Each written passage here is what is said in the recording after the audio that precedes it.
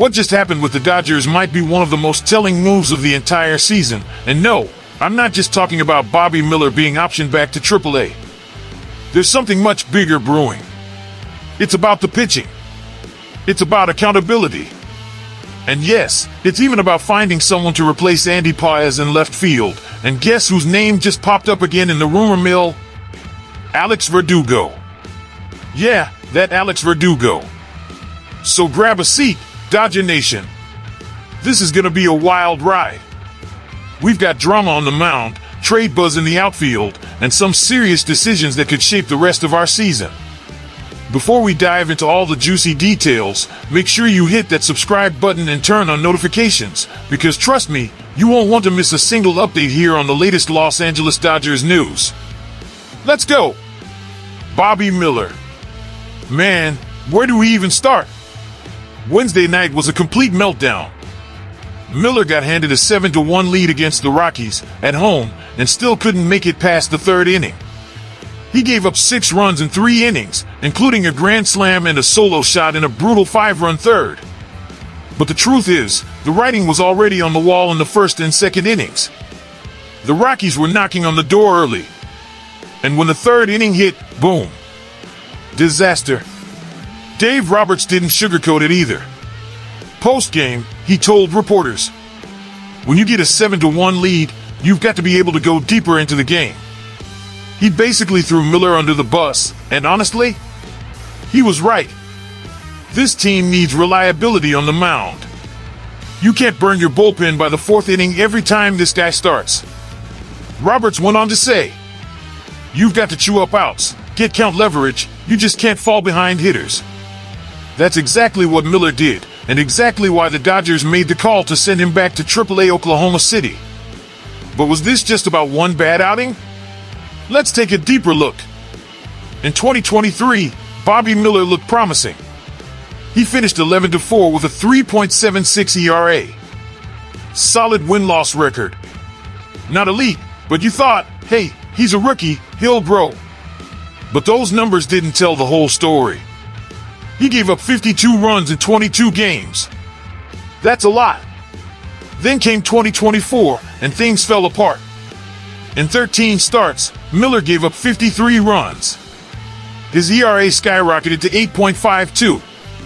That's not a typo. 8.52 ERA.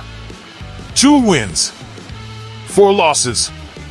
No command, no consistency, and the confidence? Gone. And now in 2025, he gets one chance to prove he belongs, and he implodes. Across his young MLB career, Miller has given up 111 runs in just 36 games. Those are not major league numbers, folks. If this guy was pitching for the A's or the Marlins, we're probably looking at a 3-10 record, not 11-4. He's been lucky the Dodgers are a powerhouse and give him run support. But the Dodgers are trying to win now. We can't afford to baby a pitcher who's not progressing. And now here's where things get even more wild. Right after Miller's collapse, rumors started heating up that the Dodgers might be working on a trade with the Boston Red Sox. According to multiple insider reports, both Bobby Miller and Tony Gonsolin could be part of a deal to Boston in exchange for either major league-ready talent or prospects, depending on how far along Gonsolin is in his recovery.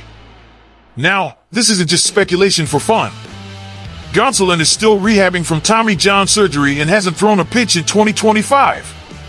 But his name came up alongside Miller's after that blow-up against the Rockies, and it's clear the front office is listening to calls. Whether it's the Red Sox or another team, the Dodgers are no longer treating Miller as untouchable. This kind of move would have been unthinkable a year ago. But the patience is running thin, and the window to win is right now. Shipping off Miller and Gonsolin could be the beginning of a pitching staff rework before the deadline, and you can bet Andrew Friedman is already laying the groundwork. So now that Miller's gone, what's next? Well, Evan Phillips might be coming off the IL soon. He made 6 rehab appearances in AAA, including back-to-back outings this week. But he gave up 6 runs in 5 innings. Not exactly dominant. 9 strikeouts, 1 walk, okay, that's promising. But Phillips doesn't look 100% ready either. Meanwhile, Justin Wrobleski's also been getting rocked. And with Blake Snell still out indefinitely, the pressure on the rotation is real. Real enough that, believe it or not, we're now seriously talking about Clayton Kershaw making a return next month. I wouldn't have believed it myself a few weeks ago, but the way things are going, it might actually happen. The bullpen's banged up. The rotation's thin. And we're in April. That's why the Dodgers are already exploring more trade options, not just for pitching help, but also for the outfield. Let's talk about Andy Paez. Look, I love giving young players a chance. But Paez has been inexcusable at the plate. His at-bats have been uncompetitive, his swing looks stiff, and his defense is shaky. It's clear, the Dodgers need an upgrade in left field, and fast. Which brings us to a trade proposal that's making the rounds again. Alex Verdugo. Yeah, remember when the Dodgers sent him to Boston in the Mookie Betts trade? Well, after struggling with the Yankees and signing with the Braves this offseason, Verdugo hasn't even made it back to the majors. He's currently stuck in AAA Gwinnett. But here's the thing, Verdugo might actually be the perfect low-risk, high-reward move the Dodgers need. Here's what Newsweek's Drew Voncio said. The Dodgers could use an upgrade over Michael Conforto in left, and Verdugo is a cheaper way to go about it. This is a low-risk, high-reward trade. Worst-case scenario, he platoons with Conforto. Best case? He hits like it's 2019 again. Verdugo hit terribly with the Yankees last year, just an 83 OPS plus, but he's a career 101 OPS plus hitter and a great defensive outfielder. If the Braves keep sliding and need to make room, Verdugo could be available. And since he's a free agent at the end of the season, the Dodgers wouldn't have to give up much. Think about it, a player who knows LA, who has unfinished business here, and who can help stabilize left field while the front office evaluates Paez's long-term fit. Wouldn't that be something? Dodger fans, this team is still loaded with talent. But the cracks are starting to show, especially on the mound and in left field. The Bobby Miller decision shows the front office is willing to hold people accountable. That's a good sign. But now they need to keep going. Make smart moves. Stay aggressive. And don't let 1 or 2 weak links drag down a championship caliber roster. Clayton Kershaw is coming back.